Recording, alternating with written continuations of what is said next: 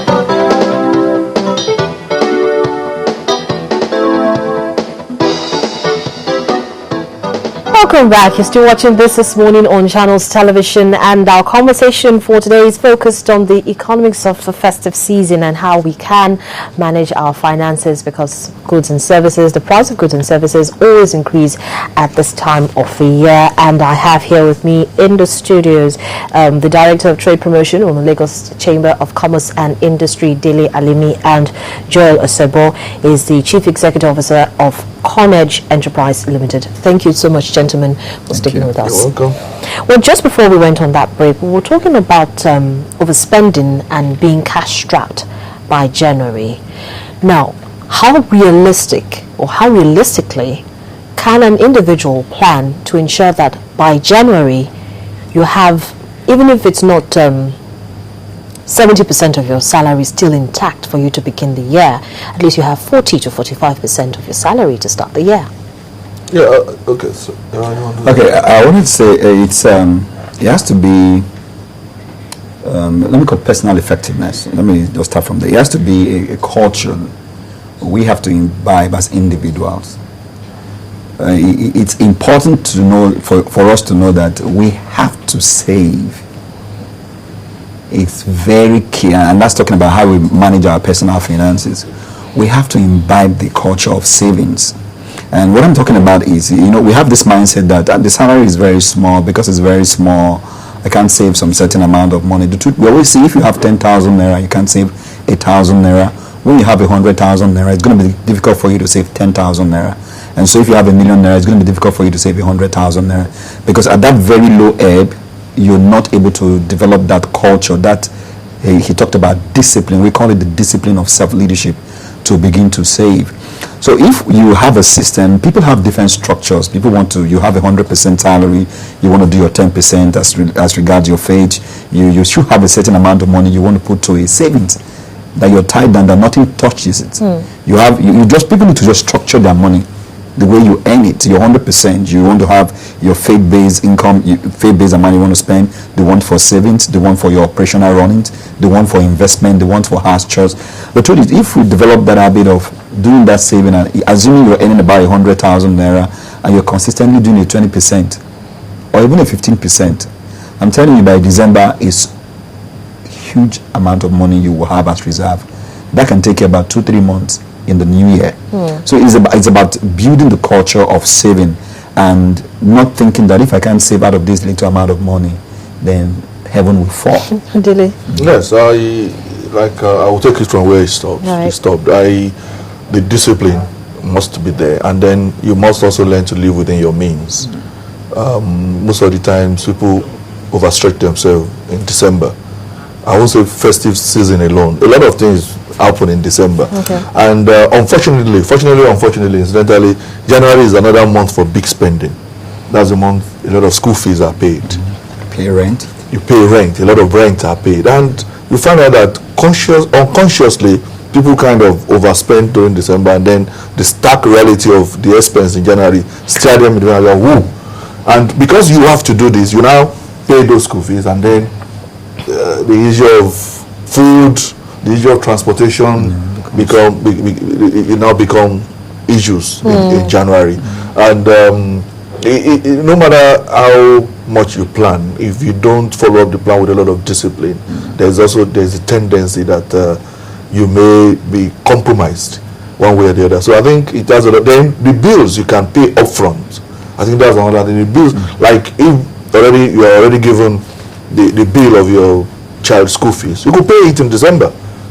You could, since you already, so that doesn't become a challenge for you. You could pay your rent. You could pay your rent, so that you don't have there is no temptation to dip your hand where it shouldn't go. So you pay those bills, and then you now confront the day-to-day spending and everything in January. But unfortunately, every year, so people frown more in January. It doesn't matter how much you try to be disciplined the whole year. Long month, and everybody, even in the office assistant come and say, "Oh God, the driver, it's become."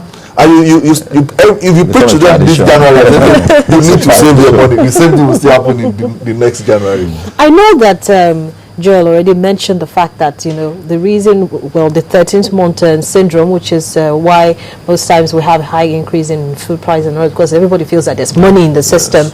But as I also mentioned, not every organization pays the 13th month in December. Some pay it in January. Some don't even pay it. Some don't even pay it at all. Now, what role can the employer actually play to help his employee manage his finances? Because you see, when the employee is not happy, it definitely tells on the output in the office. And so the employer is not happy, the employee is not happy, the end user is not happy. So somehow or the other, I think the employer also has a role to play in helping the employee manage their finances. What do you think, Joel? Okay. What I would say there's a feeling you have when you know that there's money in an account for you. Until it happened to me, I never knew how powerful that could be. Because if you recall that you don't have any money in your account, it stifles your creativity. Yeah. And it happens to a lot of us. You have a need to meet, and you're just thinking, where can I get money? And there's no money in your account. So that's why we need to deliberately devise how we should have money in our account. Because sometimes I can be on the street, I can be in my car, and there's no money in my pocket. But just having the feeling that there's one money sitting in an account, I become more creative, I become more excited. And for employers to help their employees, like what we've done in our organization, because when you're talking about that, I was just smiling. We deliberately ask our staff to have, I wouldn't want to mention any particular name, but when their salaries are paid, they should have a standing debit, a direct debit from any organization that helps people to save their money. So at the end, for me, I've done it, and I'm still doing it. Where any amount of money that hits my account by a certain date of that month, about 10,000, about 20,000 naira is off from whatever amount is in that account. And you know what it does? Even if it's 10,000 you're doing, by the end of that year, you already have 120,000 naira. So we've encouraged our staff, and they're doing it. Some are doing as well as 2,000 naira monthly. They don't touch it. They don't have access to it until when they really need it for very pressing needs. So I wouldn't say organizations should make it as a policy. All right. But as a manager, it's their funds. They determine what they want to do with it. But as a manager, as a leader in an organization, you can help your people do that. Then, like one of our NGO also encourage them after work. You have a skill. You can develop a skill. You can also do something extra. I know that's a tough one, but but as for an NGO, we practically after 4 p.m. you have closed for the day.